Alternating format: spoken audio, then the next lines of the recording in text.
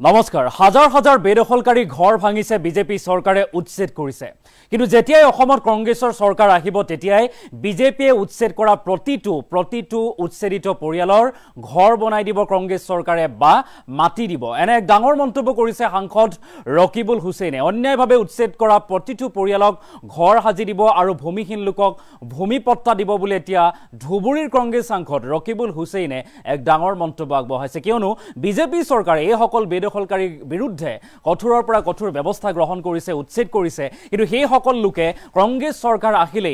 নিজৰ হেৰুৱা ঘৰ ঘূৰাই পাব বুলি ডাঙৰ মন্তব্য ৰকিবুল হুছেইনৰ এটা ডাঙৰ খবৰ আমি মত লৈ আহিছো যে বিজেপিয়ে উচ্ছেদ কৰা পৰিয়ালৰ কাষত থিয় হ'ব কংগ্ৰেছ উচ্ছেদিত পৰিয়ালৰ কাষত থিয় হ'ব কংগ্ৰেছ শাসনলৈ আহিলে উচ্ছেদিত পৰিয়ালক দিব সংস্থাপন উচ্ছেদিত পৰিয়ালক সংস্থাপন প্ৰদান কৰিব কংগ্ৰেছ চৰকাৰে অন্যায়ভাৱে উচ্ছেদিত পৰিয়ালক ঘৰ সাজি দিব কংগ্ৰেছে আৰু উচ্ছেদিত পৰিয়ালক ঘৰৰ লগতে ভূমিহীন লোকক দিব মাটি দিব কংগ্ৰেছ চৰকাৰে ধুবুৰীৰ কংগ্ৰেছ সাংসদ ৰকিবুল হুছেইনৰ এক ডাঙৰ মন্তব্য আৰু উচ্ছেদিত পৰিয়ালৰ কাষত কংগ্ৰেছ থিয় হ'ব বুলি ডাঙৰ মন্তব্য তৰুণ গগৈ চৰকাৰৰ দিনতো বহু লোকক দিয়া হৈছিল ভূমিপট্টা আৰু সেই কথা আজি তল পেলাবলৈ চেষ্টা চলাইছে একাংশই এই ডাঙৰ অভিযোগ আনিছে এতিয়া ৰকিবুল হুছেইনে আৰু ৰাজ্যজুৰি বিজেপি চৰকাৰে উচ্ছেদ চলাইছে আৰু সেই উচ্ছেদ কৰা পৰিয়ালৰ কাষত কংগ্ৰেছ চৰকাৰ যদি কংগ্ৰেছৰ চৰকাৰ আহে তেনেহলে কংগ্ৰেছ সেই সকল উচ্ছেদিত পৰিয়ালৰ কাষত থিয় হ'ব বুলি ডাঙৰ মন্তব্য কৰিছে ৰকিবুল হুছেইনে বিজেপি চৰকাৰে অবৈধভাৱে যিসকলে চৰকাৰী মাটি দখল কৰি বসবাস কৰি আহিছে সেই সকলৰ বিৰুদ্ধে কঠোৰৰ পৰা কঠোৰ স্থিতি গ্ৰহণ কৰিছে ঘৰ ভাঙি দিছে আৰু তাৰ পাছতে উচ্ছেদিত পৰিয়ালৰ মাজত হাহাকাৰ পৰিৱেশে বিৰাজ কৰিছে কিন্তু তেখেতসকলে বনভূমি দখল কৰিছে চৰকাৰী ভূমিত বসবাস কৰিছে গতিকে চৰকাৰে দয়া নাই ক্ষমা নাই নীতিৰে এফালৰ পৰা উচ্ছেদ চলাই গৈছে কিন্তু তাৰ মাজতে ৰকিবুল হুছেইনৰ এটা ডাঙৰ মন্তব্য বিজেপি চৰকাৰে উচ্ছেদ কৰা সেইসমূহ পৰিয়ালক সংস্থাপন দিব কংগ্ৰেছ চৰকাৰে যদি কংগ্ৰেছ শাসনলৈ আহে তেতিয়া এটা ঘৰ সাজি দিব থাকিবলৈ এডোখৰ মাটি দিব লগতে কৰ্মসংস্থাপন দিব বুলি ডাঙৰ মন্তব্য কৰিছে ৰকিবুল হুছেইনৰ মন্তব্য আমি এই মুহূৰ্তত শুনাবলৈ চেষ্টা কৰিম কি কৈছিল ৰকিবুল হুছেইনে সেই মন্তব্য শুনাব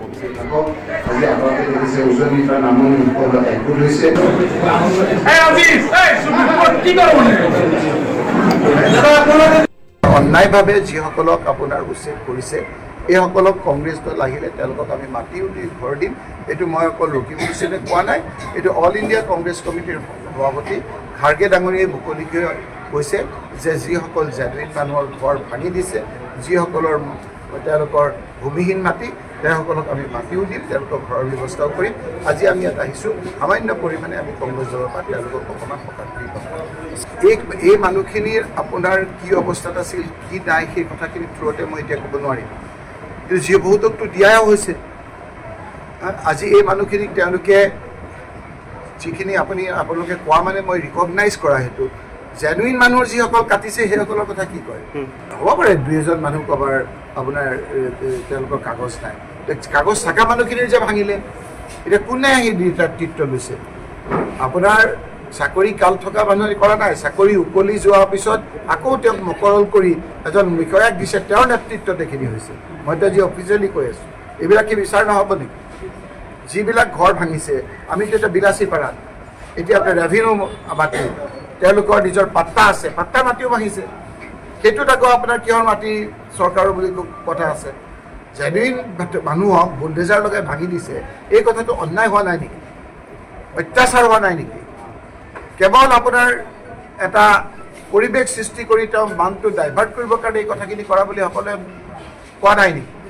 গতিকে আপুনি মোক যিটো কথা সুধিছে সেই কথাটো ডাইভাৰ্ট কৰাৰ কাৰণে চেষ্টা কৰিছে বহুতে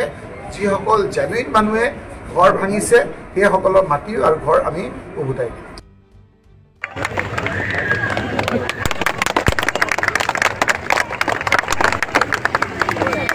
কেতিয়াবা হয় কিন্তু সদায় কাৰণে নচলে আপোনালোকে সকলো একগোট হৈ থাকক আজি আপোনালোকে দেখিছে উজনিৰ পৰা নামনি সকলো একগোট হৈছে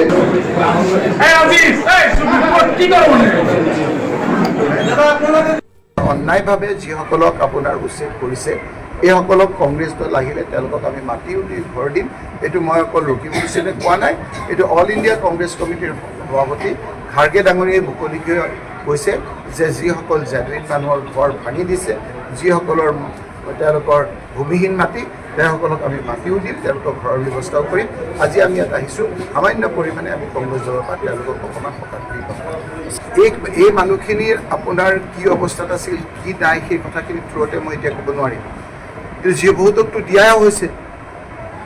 আজি এই মানুহখিনিক তেওঁলোকে যিখিনি আপোনালোকে কোৱা মানে মই ৰিকগনাইজ কৰা সেইটো জেনুইন মানুহৰ যিসকল কাটিছে সেইসকলৰ কথা কি কয়? হ'ব পাৰে দুই এজন মানুহ ক'বাৰ আপোনাৰ তেওঁলোকৰ কাগজ নাই, কাগজ থকা মানুহখিনিৰ যে ভাঙিলে, এতিয়া কোনে আহি নেতৃত্ব লৈছে? আপোনাৰ চাকৰি কাল থকা মানুহে কৰা নাই, চাকৰি উকলি যোৱাৰ পিছত আকৌ তেওঁক মকৰল কৰি এজন বিষয়াক দিছে, তেওঁৰ নেতৃত্বত এইখিনি হৈছে। মই এতিয়া যি অফিচিয়েলি কৈ আছোঁ, এইবিলাক কি বিচাৰ নহ'ব নেকি? যিবিলাক ঘৰ ভাঙিছে, আমিতো এতিয়া বিলাচী পাৰাত এতিয়া আপোনাৰ ৰেভিনিউ মাটি, তেওঁলোকৰ নিজৰ পাট্টা আছে, পাট্টা মাটিও ভাঙিছে। সেইটোত আকৌ আপোনাৰ কিহৰ মাটি চৰকাৰৰ বুলি কথা আছে? জেনুইন মানুহক বুলডেজাৰ লগাই ভাঙি দিছে, এই কথাটো অন্যায় হোৱা নাই নেকি? অত্যাচাৰ হোৱা নাই নেকি? কেৱল আপোনাৰ এটা পৰিৱেশ সৃষ্টি কৰি তেওঁ মানটো ডাইভাৰ্ট কৰিবৰ কাৰণে এই কথাখিনি কৰা বুলি সকলোৱে কোৱা নাই নেকি? গতিকে আপুনি মোক যিটো কথা সুধিছে সেই কথাটো ডাইভাৰ্ট কৰাৰ কাৰণে চেষ্টা কৰিছে বহুতে। যিসকল জেনুইন মানুহে ঘৰ ভাঙিছে সেইসকলৰ মাটি আৰু ঘৰ আমি উভতাই দিম।